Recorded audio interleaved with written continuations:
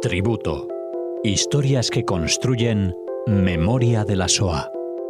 כי ראיתי את דרכי נעלמת ביער סבוך בין קירות חורשים ובתוך האדמה המדממת רגליי ננעצו. Hola oyentes de Radio Sefarad y bienvenidos a esta nueva edición del tributo que Cecilia Levitt nos acerca aquí a Radio Sefarad. ¿Qué tal, Cecilia? Hola, Alex. Buenas tardes. Bueno, otra historia que construye memoria de la Shoah aquí en Radio Sefarad. En este caso nos hablarás de Shmulik Shilo. Sí, Shmulik Shilo tiene una historia muy interesante. Llegué a él a través de Yad Vashem, la verdad. Y en el 2013 aproximadamente se le hizo un documental que está en las redes, muy interesante, muy bien contextualizado.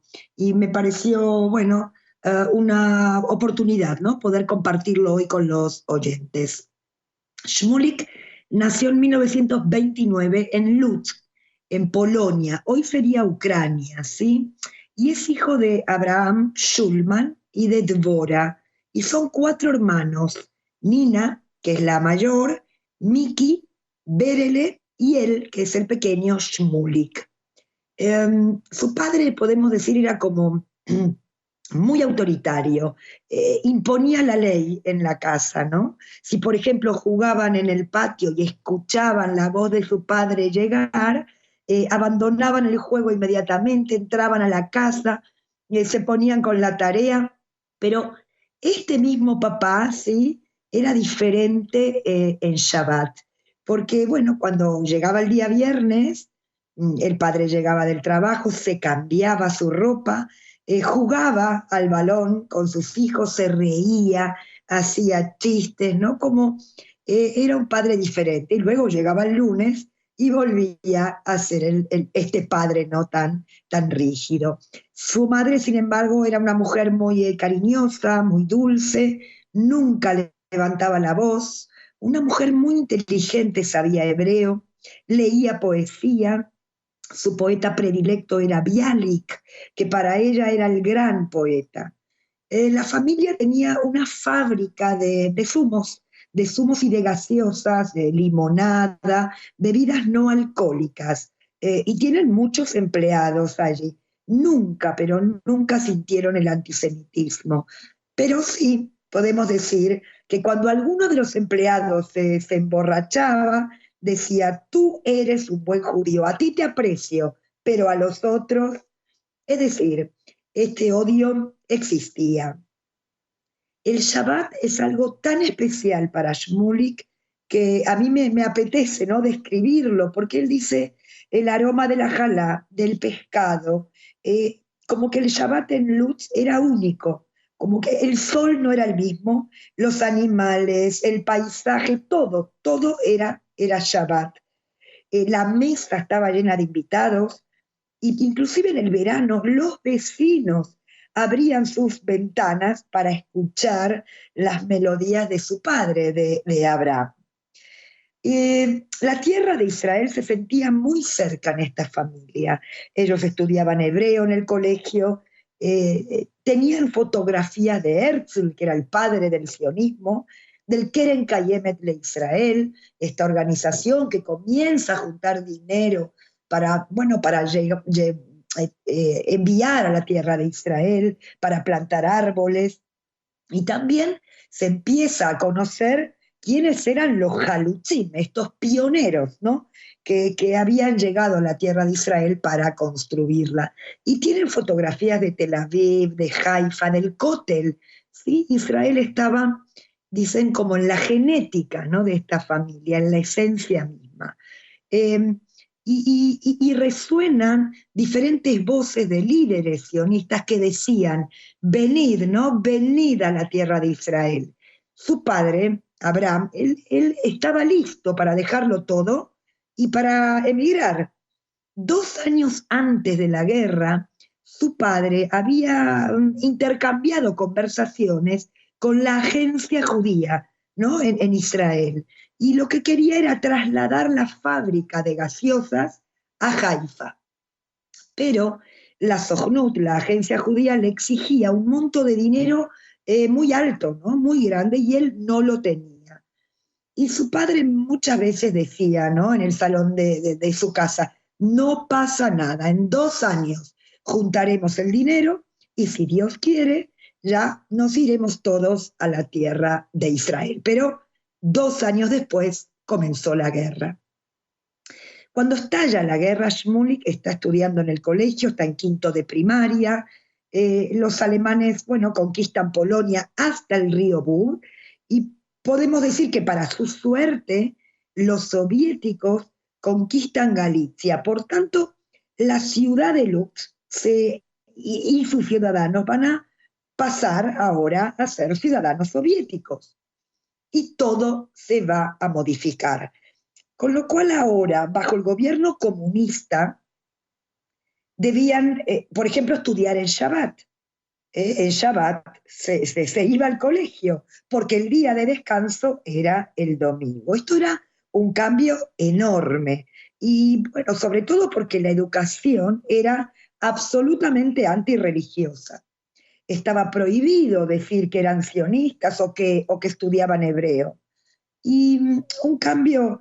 un cambio radical, sobre todo para las familias judías. Pero a pesar de esto, ellos se decían a sí mismos, por lo menos aquí hay temor, pero aquí no hay guetos, aquí no hay hambre, aquí no hay asesinatos, como ya se sabía que había en Polonia Central.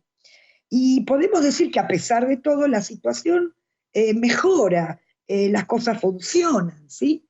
Hasta que el 22 de junio de 1941 se va a llevar a cabo la invasión Barbarroja. Es decir, se rompe el tratado de Ribbentrop-Molotov, que era un tratado de no agresión entre la Alemania nazi y la Unión Soviética.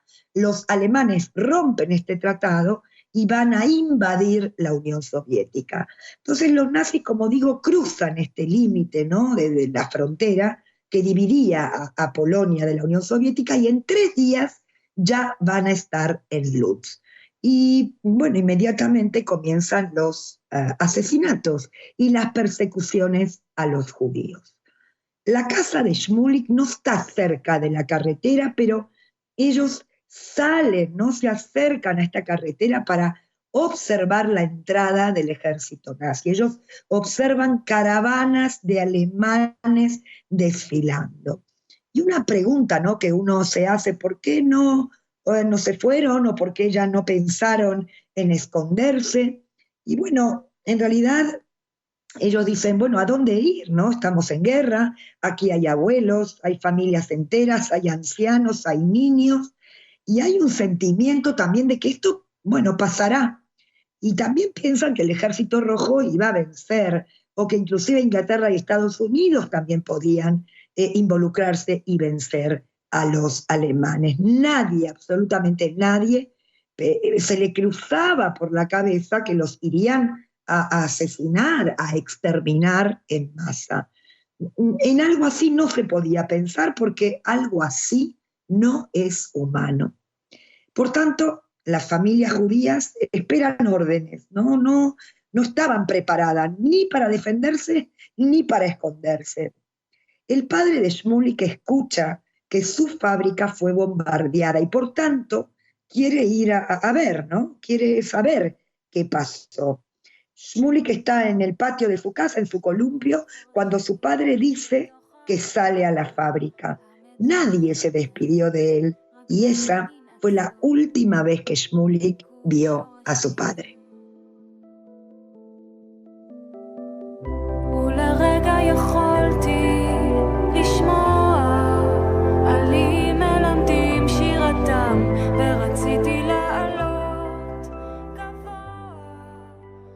Se supo unos meses después que Abraham Shulman, su padre, ¿no?, junto a otros 700 judíos, fueron trasladados a la fortaleza de Lubarata, y allí fueron fusilados.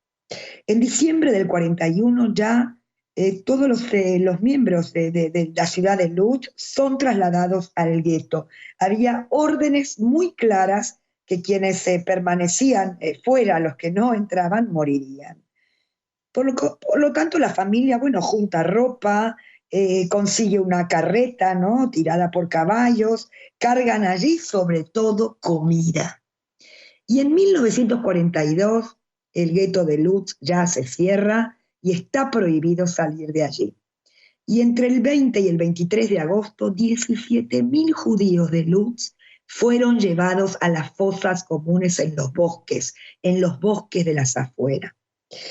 La familia de Shmulik, inclusive estando en el gueto, muchas veces duerme con la ropa puesta porque se había escuchado el rumor que habría una action, ¿no?, una redada, esto de que los nazis entraban al gueto para deportar a la gente. Sin embargo, los alemanes entran al gueto y van a trasladar al resto de los judíos de este gueto a la plaza principal de la ciudad. Shmulik se encuentra, lo primero que dice es: ¿por qué no nos rebelamos, ¿no? Shmulik tiene 13, 14 años, pero nadie le responde. Por tanto, Shmulik entra como en una apatía, ¿no? No tiene energía y todo lo que dicen él hace, ejecuta. Inclusive sus amigos lo regañan, le dicen: Shmulik, ¿dónde está tu energía, ¿no?, tus ganas de luchar? Enfrente de esta plaza central hay una farmacia y la familia de Shmulik escucha que allí se esconden familias judías en un sótano. Es en realidad Berele, su hermano, quien descubre este escondite. Todos los judíos esperan en esta plaza central horas y horas, pero Berele convence a su familia para esconderse allí. Cuando llegan ahí, hay 3 o 4 familias que están ocultándose y no quieren más gente, ¿no? Pero finalmente Berele da la orden bajar y así como está todo absolutamente oscuro y cerrado, ¿no?, para que no los descubrieran, van a entrar en este escondite y van a permanecer allí a lo largo de 3 semanas, escuchando todo lo que sucede afuera. Es decir, se escucha el ruido de los camiones que llegan y se van, y bueno, el gran temor, ¿no?, que allí estuvieran sus abuelos o amigos de los movimientos juveniles, amigos del colegio. Ucranianos y alemanes bajan a este escondite con linternas, con faros, a revisar el sitio, pero no los encuentran. Pasadas estas 3 semanas, un día Berele, su hermano, y Miki escuchan que alguien habla yiddish, ¿no? Estos eran judíos de los trabajos forzados que venían a recoger todo lo que los judíos habían dejado, su ropa, muebles, todo, recoger todo para los alemanes. Y entonces Miki y Berele deciden salir, y cuando salen, estos judíos les dijeron que sí, que ya podían salir, que ya no asesinaban a los judíos, que, bueno, que América e Inglaterra ya estaban interviniendo en la guerra y que había un gueto pequeño al que los judíos podrían ir y vivir. Estas familias que están escondidas deciden salir y lo que se ve, ¿no?, cuando salen, esta destrucción de la ciudad, todo está vacío. Tenemos que pensar que en 3 semanas su población, la población judía, había sido asesinada. Y todo está destrozado, ¿no? Ventanas, puertas arrasadas. Y es su hermano Berele el que le va a decir: Shmulik, tú permanece con los ojos abiertos, porque si tú quedas con vida, te pido por favor no olvides esta imagen. Pero lo cierto es que las matanzas y los asesinatos continuaron. Por ejemplo, los judíos de Latvia ya fueron llevados a los bosques y más tarde los alemanes también van a entrar en este gueto pequeño. Berele y Miki van a ser trasladados a trabajos forzados. Su hermana Nina, que es la mayor, se va a esconder en casa de unos campesinos polacos. Y a partir de aquí comienza una odisea para Shmulik y su madre. Ambos van camino a la muerte. Es una caravana de personas, todas ellas que estaban en el gueto pequeño, caminan por un sendero. Shmulik coge la mano de su madre, pero su madre es como que lo elude. Lo que le está diciendo sin palabras es que se escape, que busque un escondite. Shmulik lo siente.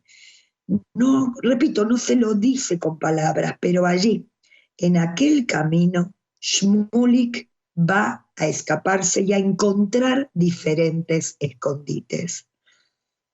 Va a permanecer solo por mucho tiempo. Primero en un subsuelo de un edificio abandonado, luego va a huir al bosque, y allí va a ser una familia polaca pobre que lo va a esconder. Pero también cuando esto se hace peligroso, decide ya regresar a Lutz, a su ciudad, y allí se va a encontrar con Miki, ¿no? Con uno de sus hermanos. Miki era su hermano mayor. Y juntos se unieron y van a llegar a un campo de trabajo donde los alemanes tenían a 400 artesanos judíos en diferentes talleres. Hay 50 mujeres también allí en estos talleres. Van a permanecer ahí por unos meses. Trabajo es duro, pero hay comida. Esto no dura mucho tiempo porque finalmente los alemanes deciden rodear este campo y también deportar a los judíos que se encontraban allí. Pero se va a llevar a cabo una revuelta.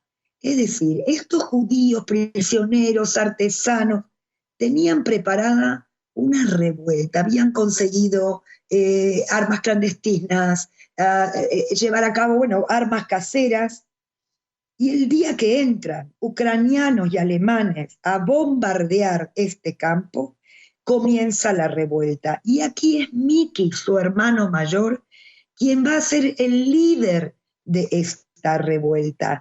Estos chicos que son muchachos jóvenes, luchan con dignidad, ¿no? Quieren elegir su propia muerte. Y en aquella revuelta Miki perderá la vida.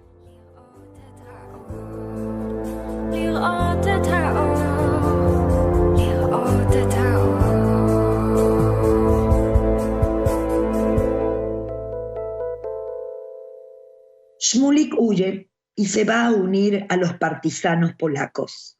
Y es así como en febrero de 1944 ya la zona fue liberada por el Ejército Rojo. Shmulik encontró a su hermana mayor, a Nina, y juntos, no tienen duda, deciden partir hacia la tierra de Israel. Dejar atrás la ciudad de Lutz es un dolor muy grande, primero porque es una ciudad amada, pero también porque van a dejar allí a todos sus seres queridos, ¿no? A sus padres, a sus abuelos, parte de sus hermanos. No es fácil salir bajo el gobierno comunista, deben ocultar su identidad judía. Son como familias polacas que comienzan a salir y van a llegar hasta la frontera de Austria y por primera vez se van a encontrar con soldados judíos de la brigada judía, es decir, el Yishuv, Palestina, la Sochnut, la agencia judía, envió soldados para traer a estos sobrevivientes a la tierra de Israel. Y Shmulik, que es un joven de apenas 16 años, dice, este no fue un encuentro cualquiera, porque cuando yo vi a estos soldados de la brigada, dije, ahora sí existe alguien que desea que yo viva.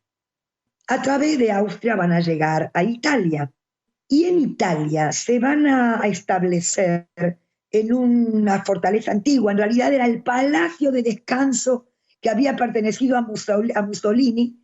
En este edificio, en este palacio, se van a alojar cientos y cientos de niños jóvenes, muchos de ellos huérfanos, como era el caso de Shmulik y de su hermana Nina. Podemos decir que en este tiempo, aquí vuelve su juventud, ¿no? Vuelve su orgullo de ser judío. los preparan muy bien para ser halutzim, para ser pioneros, para fundar un Estado. Es cierto que nadie se ocupa de lo emocional. Hay lloros por las noches, hay dolor, chicos que se autolesionan. Shmulik mismo cuenta que cuando llegaba el Shabbat, él se clava las uñas en su pantalón para no llorar.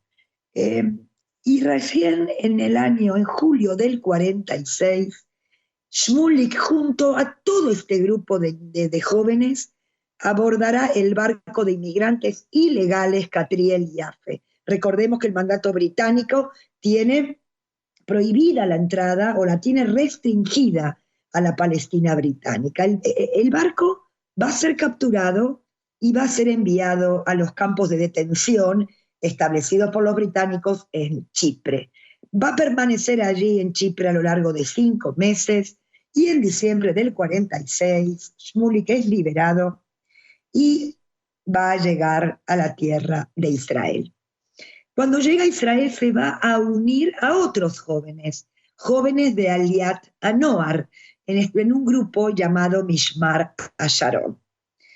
Pero aquí estalla la Guerra de la Independencia en el 48 y Shmulik se va a alistar en el Palmaj, en esta fuerza de choque. Y cuando acaba la guerra, Shmulik y estos miembros de Aliat Anoar van a establecer el Kibbutz Ze'elim en el sur de Israel, en el Negev, en el año 1949. Estos eran los mismos jóvenes, ¿no? De Salvino, ahí de Italia, que en realidad ellos fueron su apoyo, su familia. En 1959 Shmulik se casa con Gila y van a tener 4 hijos. Mirar los nombres: Dvorah como su madre, Abraham como su padre, Amikam y Limor. Y ya cuando Shmulik criaba a sus hijos y estos dormían en sus cunas, ¿no? o en sus camas, y él los escucha respirar, él decía: mi padre no pudo defendernos, pero yo sí lo haré aquí, en mi propia tierra. Shmulik trabaja siempre en el kibutz, pero va a estudiar artes escénicas en la Universidad de Tel Aviv y se va a convertir en actor, con una carrera brillante en Israel. Fue uno de los fundadores del teatro de Beersheba, actor de teatro, director, actuó por supuesto en el teatro principal Abima, también en la televisión y también en el cine. En 1983, por ejemplo, fue el director creativo del teatro del Negev. 28 películas rodó, ganó 2 veces el premio de la Academia al Actor del Año, fue coronado personaje ilustre de Beersheba.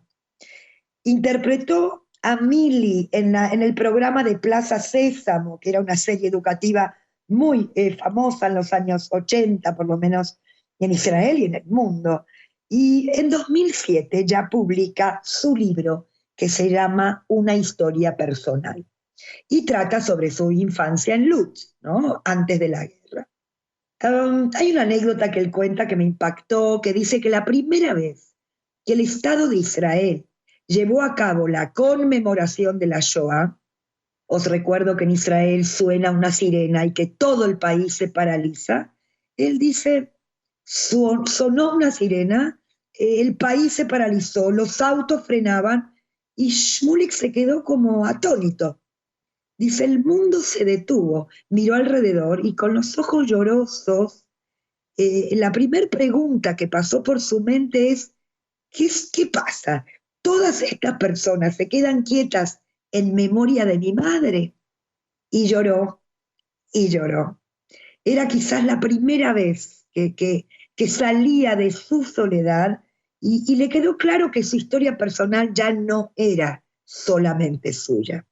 Y en la introducción de su libro, él escribió, dice: a día de hoy no pude compartir con vosotros mi historia personal.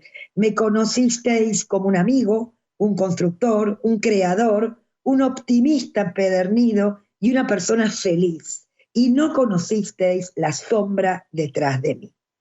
Fue un personaje muy querido en Israel. Contaros que falleció el 4 de octubre del 2011 a los 81 años.